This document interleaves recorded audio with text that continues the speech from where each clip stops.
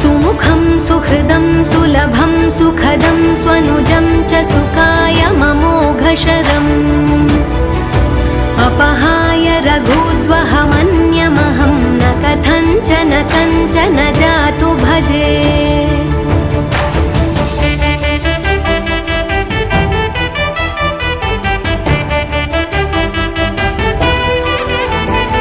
विना वेङ्कटेशं ननाथो ननाथः सदा वेङ्कटेशं स्मरामि स्मरामि।